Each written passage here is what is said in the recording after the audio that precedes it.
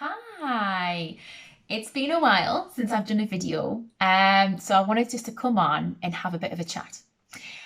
There's been so much talk at the minute. Obviously, I've been posting quite a bit about vulva diversity and about our relationships to our genitals as females. And I've had loads of response, and there seem to be really good discussions. So I thought I would introduce you to my anatomical model of the clitoris. Ta-da! So most of you are probably looking and thinking, I had no idea this is what it looks like. And a lot of us associate it with, we often just assume it's just this bubble, but it's far more than that. And this bubble is actually called our glans. And it's covered with the clitoral hood, and all these come in all sorts of different shapes and sizes. We've got the crus, and we've got the bulbar vestibule, which is these here. It plays such an important role in sexual function. And as women's health physios, there's lots of reasons why we might have a little look at this.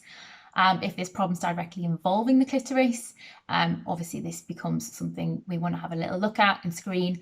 Again, depending on what symptoms somebody might be complaining of, we might be interested in what happens during masturbation or during orgasm and things like that. Good to screen those things to see, especially working things like pain.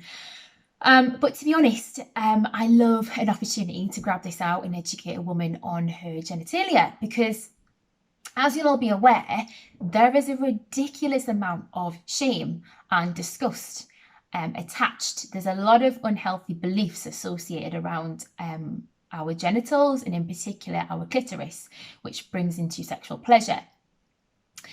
Now, I think for me, I like to dismantle this. I like to pull apart these belief systems. And actually, science has really helped us learn where that all comes from. And I think as a society, obviously, I'm massive about advocating, good relationships and healthy relationships with our sexual bodies. And part of that, again, if we are to help younger generations, is dismantling where this has come from and actually picking out why we have those beliefs and where did we get this idea that down below is dirty. And a particular field of science called the moral foundations theory actually really helps us. I will credit, it's a guy and his team who discovered it. We'll give credit to him, I just can't remember off the top of my head. But him and his team discovered that the human brain has 6 moral foundations, and these were created as solutions to evolutionary problems. And one of them in particular is the Sanctity Foundation. Now that is really helpful at helping us figure out what's gone on in terms of it relates to sex quite a bit and the dirtiness so associated with it. Now, basically what happens is that sanctity axis was developed to help us avoid us getting contamination from stuff, and it's powered by disgust. So we've naturally learned to avoid and withdraw to something that that is evoked by disgust, because it's our body's way of protecting us. So you'll naturally feel a bit of disgust, and we naturally get a bit with things like feces, so poo, diarrhea, sick, vomit, a dead animal, rotting corpse, all these things that we naturally like, that's our brain. Evolution has developed that within our human brain to protect us. So it kicks off a response that we avoid, so it avoids contamination. Now, if you think about it in our brain, it's a vertical axis. If you think about the Sanctity Foundation in our brain, it's kind of like an axis, vertical axis. Now, all the kind of taboo behaviours in society, we put down as low on this axis and dirty, deem it as dirty. And everything, as with all the other stuff, that makes us a bit and socially accepted behaviours, if you like, are up here and deemed high and pure. And we deem something wrong when it's something that's low down and triggers that disgust. Now, so that's the kind of foundation. Now, what's happened in Western society, we're heavily influenced by Judeo-Christian ethics, the ethic of Judeo-Christian tradition. Now, what happens, you see, is they massively, on this axis, they underpin, so body is very low on this axis, so it's disregarded, it's dirty, spirit is high, What else? You've got things like, so animal instinct is quite low, and human reason is high on this axis. And in most cases, within Judeo-Christian tradition, women are very low and men are high. So as you can imagine, it's influenced a multitude of terrible things. But what happened is sex in particular, and sexual activity in our sexual bodies, was put very low down on this axis into the dirty category.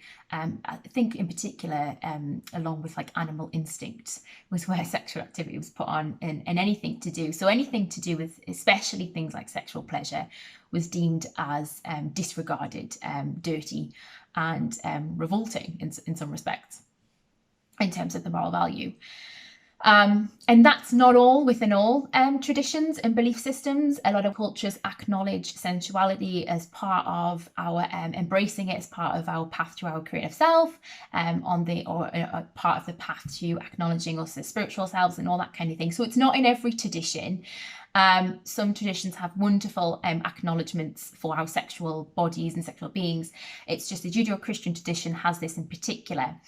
And why is it relevant for us? Because it's the bedrock to Western society. So Judeo-Christian teachings and tradition has actually filtered, and it's really embedded into the Western culture. So whether you're, this is not for relevance of people who are churched, unchurched, or have a faith or not. This is us understanding our full picture and why we've got to where we've got to. And I must say, some Christian traditions do deem, they do deem sex as kind of sacred, but it's in very, very sanctioned conditions, which doesn't really help, because your brain learns stuff. It creates neural pathways for stuff. It embeds stuff from a very early age, and that's very hard to unlearn, which I found very, very interesting, because I would see a lot when I worked in the NHS and had quite a heavier load of psychosexual cases coming through. There was a lot that was wrapped within religion, especially the Judeo-Christian tradition. I would have a lot, because they would struggle to unlearn what they've learned, which is a whole other discussion. But it's very interesting and it's very real. So a lot of people grow up in our society, in our culture today, with this teaching and assumption that our genitals and our sexual bodies are basically disgusting and dirty. And without it being challenged, it's there. It's there, and it's in our subconscious, and it's part of our belief system. And it's very different from family to family, from individual to individual. Some people who were raised in different contexts might have slightly different, but as a society, that's there.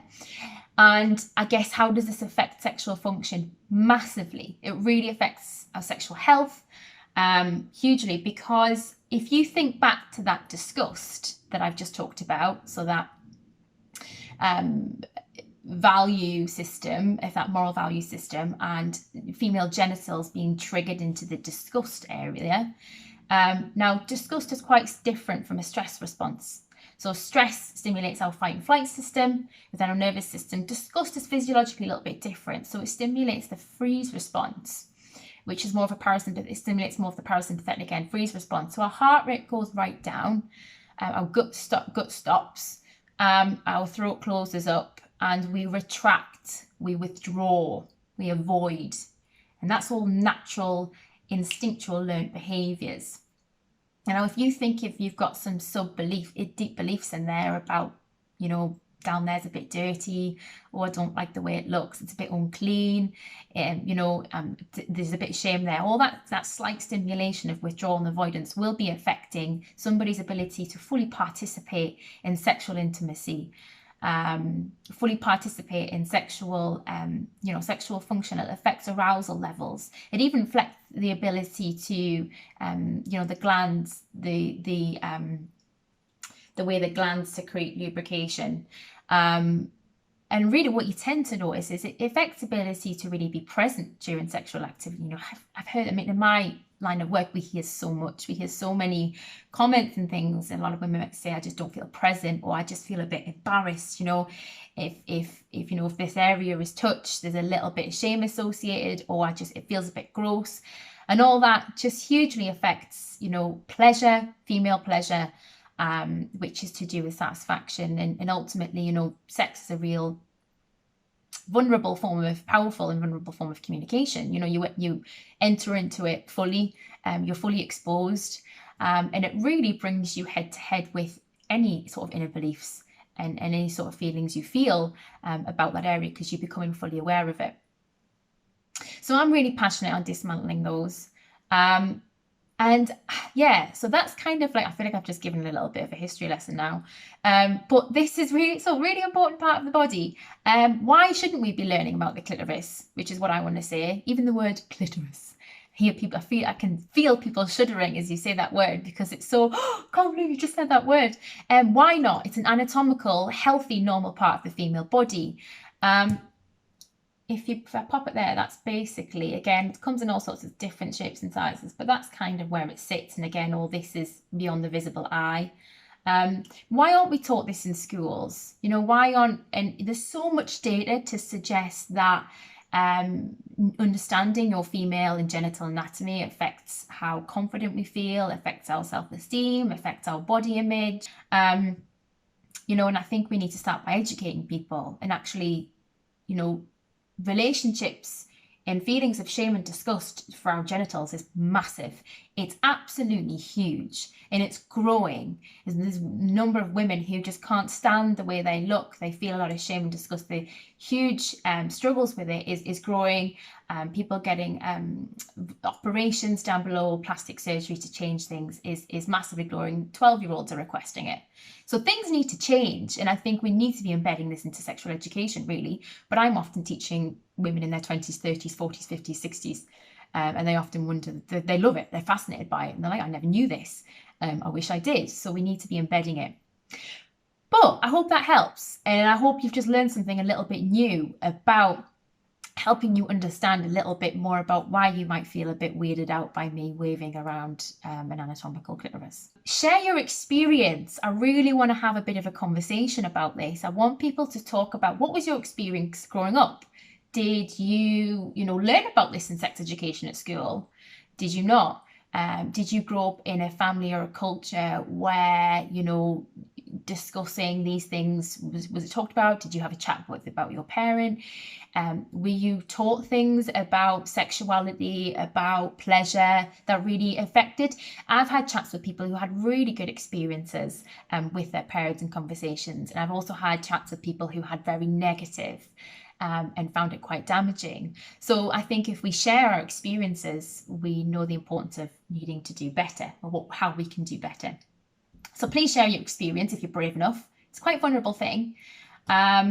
Or just share any, absolutely any sort of maybe reasons how you managed to overcome those feelings of shame. Or maybe you're on that journey. It's a long journey. It's hard, and it's a long, long journey, because you're undoing intergenerational stuff. You're undoing stuff that's been ingrained in us from thousands of years, basically.